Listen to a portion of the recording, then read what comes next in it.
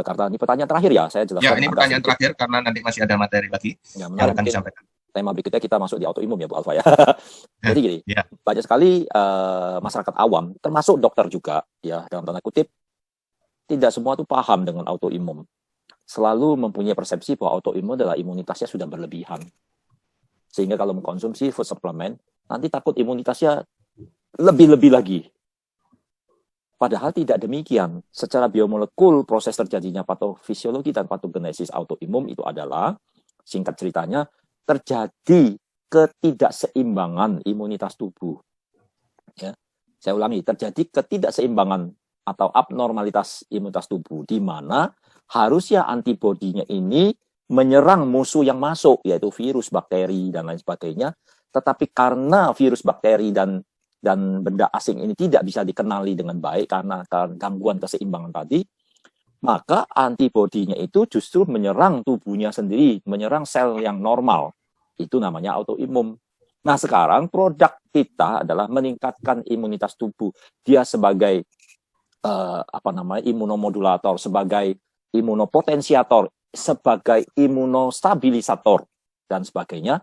Jelas punya sasaran memperbaiki imunitas tubuh yang tadi terganggu dan justru memberikan stabilitas pada imunitas tubuh agar tidak sembarangan menyerang sel tubuh kita yang normal. Sehingga autoimun itu bisa teratasi dengan baik. Jadi banyak yang salah kaprah. Autoimun itu tidak boleh banyak vitamin, tidak boleh banyak. Salah itu. Jadi ya semuanya obat-obatan dan food supplement yang lain kalau kebanyakan juga berbahaya. Minum air putih 1 galon juga berbahaya kan gitu, perutnya langsung melentung kan gitu. Semua yang ya. berlebihan berbahaya. Nah, jadi semua ada dasarnya, dan saran saya untuk autoimun, singkat ceritanya karena kita tidak dalam pembahasan ini, ya boleh tetap dikonsumsi minimal HDI propoelit 3 kali 1. Saya banyak loh pasien autoimun, psoriasis, lupus erythematosus, bahkan ada yang namanya sindrom Jorgen. Itu dengan HDI propoelit dan madu sangat membantu dan mengatasi masalah mereka.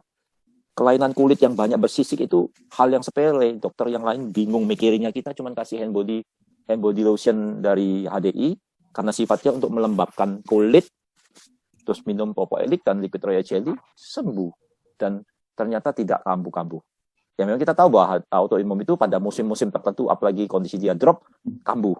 Nanti sembuh lagi, kambuh sembuh. Tapi ini konsumsinya yang beberapa pasien yang saya datang ke saya dan saya berikan HDI propoelit, madu dan liquid royal jelly serta hand body lotion, itu bisa long term, lama. Biasanya hampir setiap hari kambuh.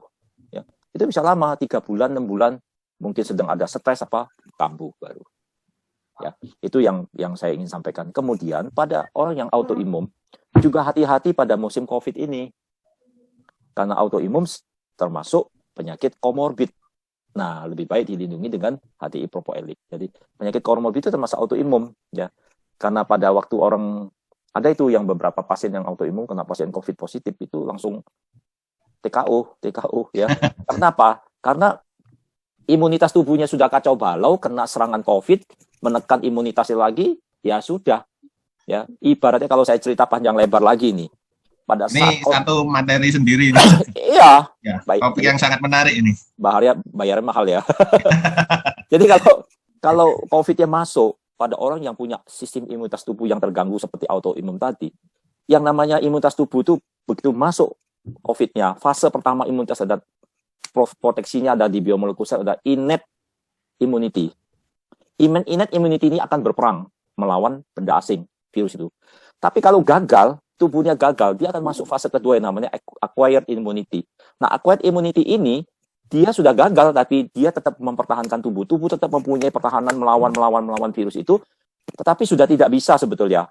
Karena apa? Karena virusnya terlalu banyak dan sudah memberi kesempatan replikasi yang banyak, dan akhirnya kalah. Tubuh ini kalah dan akhirnya pasien meninggal. Itu yang terjadi pada orang yang punya autoimun dan yang menderita COVID.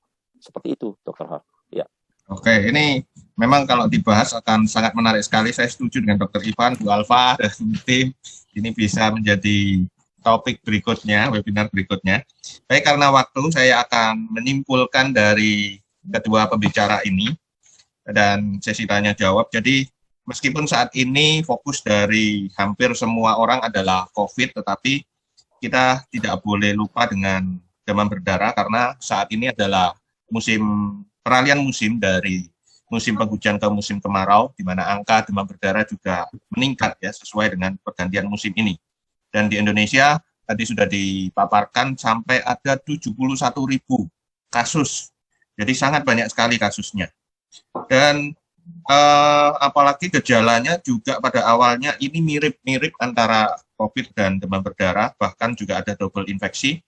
Karena itu jangan sampai terlambat untuk melakukan pemeriksaan, meskipun ya pada umumnya orang takut untuk periksa ke dokter atau ke fasilitas kesehatan, tetapi hampir semua fasilitas kesehatan pasti menjalankan protokol kesehatan yang aman.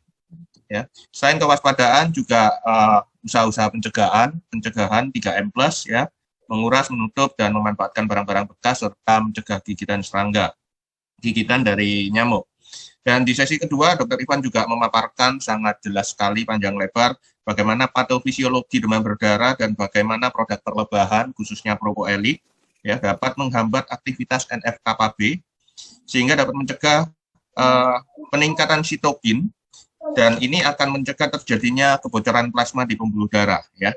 Dan telah dilakukan juga uji klinis propoelik untuk terapi adjuvan demam berdarah di 2 rumah sakit besar, yaitu Rumah Sakit Persahabatan Jakarta dan Rumah Sakit Angkatan Darat Gatot Subroto. Dan hasil uji klinis ini telah dipublikasikan di Jurnal Medika Kedokteran dan di jurnal internasional.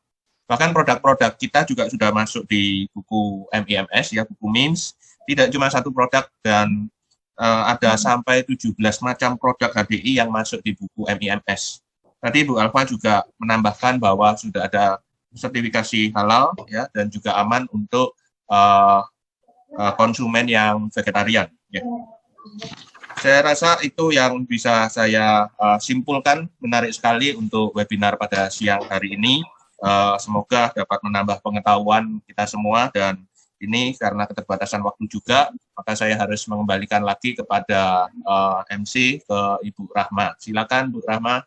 Ya, baik, terima kasih Dr.